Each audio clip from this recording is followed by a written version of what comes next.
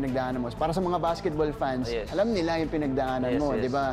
Alam mo, star player ka nun sa high school, NCAA, then LSGH Greenies, tapos nag-transition ka to another school which is the mother team nung LaSalle Green Hills.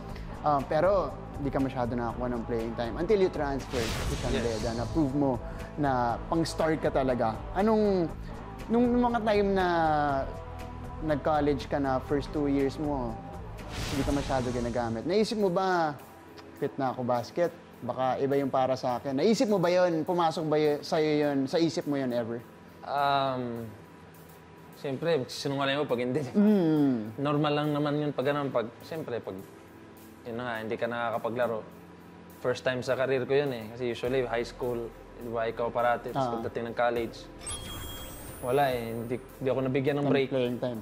Sa akin nun, 2 years. Di ba? Daming laro na hindi ko napaglaruan. Matagal yun, oo. Hiyang-hiya na ako umuwi. Kasi hindi ako nakakapaglaro. So, yun yung fuel sa akin eh. So, sa isip-isip ko, okay, may laro kami ngayon. Pa-practice na lang ako ng sarili ng umaga. Kasi alam ko, pag game kami, hindi naman ako gagamitin eh. Sayang yung araw. So, at least... Para pakiramdam mo, marami pa rin yung nilaro mo. Feeling ko, at least, mag-i-improve ako. Gagawa ko ng paraan na may laro ako, gagamitin ako. Eh, hindi dumating yung opportunity, nag-transfer na ako. Pero ayun, anong nagpabago sa isip mo? Anong nag-trigger ng transfer para sa'yo? Sabi ko, 5 years lang yung college eh. I think I gave 2 years na already sa old school ko. Okay. So I think it's time for me to move on. Na yung pinaghirapan ko, training ko araw-araw. Correct. Bago ko sabihin na hindi ako worth it sa Manila, dapat maglaro muna ako bigyan muna ako ng opportunity maglaro muna.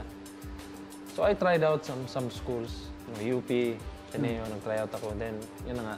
Coach Jamaic was there, sabi sa akin, San Beda ka na. Si Jamaic pa yan. Coach Jamaic pa yan. Correct.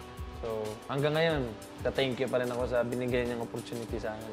And isa yan sa mga magandang desisyon yan sa buhay mo? Diba? Yes, number 1 yan sa lista, for sure. Diba? Transfer, rest is history. Rest is history. Kasi for sure, ikaw, lahat ng media, wala nakakaalam eh na ganito ako eh. Wala. Nobody knew. Ngayon. So, I just work hard. Work. Yan. Ayun, chambahan. Ngayon, nakatatak na si Babes Bolick dyan.